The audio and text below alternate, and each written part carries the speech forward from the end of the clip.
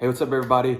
I've been working in my yard all day. We're in a new house and the yard is a mess. And I found out recently that we have moles in our backyard. All right, so like Google a mole if you've never seen a mole. Those things are crazy. So we haven't actually seen them, but I know that they're there because we see mounds of dirt paths all through our backyard, disrupting the grass, making it look awful. And there's more and more of them all over the place. And then there's little holes I see in the ground, which I found out are voles. So there's moles and then there's voles or other rat things that are living in our backyard and destroying it.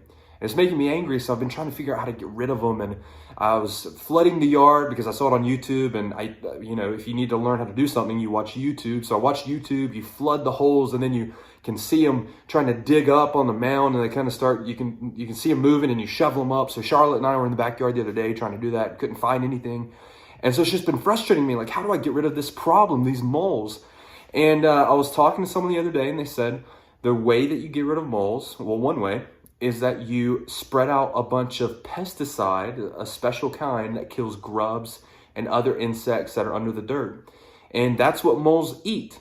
And so when you kill everything when you kill the food source, the food supply, the moles will actually leave your yard.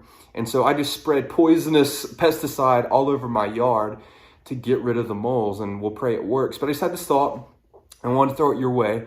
And it's how many times do we have a sin problem in our lives, or some bad habits? Maybe you don't want to call them sin, but maybe they are. And you start just trying to attack the problem and figure out how you get rid of the problem, and you do all these different things. And how many times is it simply the fact that you just need to cut off the food supply? How many times do you just need to cut off whatever it is that's feeding that sin and allowing it to grow? Great example. I know a lot of people watching this, there's a reality that pornography is a huge problem.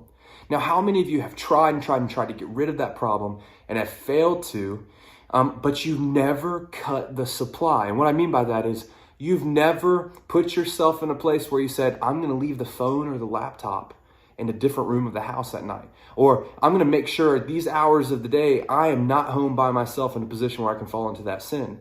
You cut off your access to the sin, and the sin will die. Just like my moles, hopefully. So I just had this thought. I was thinking about the ways that it's been helpful in my life, for various ways where if you just practically cut off the food supply to whatever habits or sin patterns that you're falling into, those things will die and you will be able to live in victory. So, hey, spread out some pesticide, do what you got to do. Let's get rid of these moles together.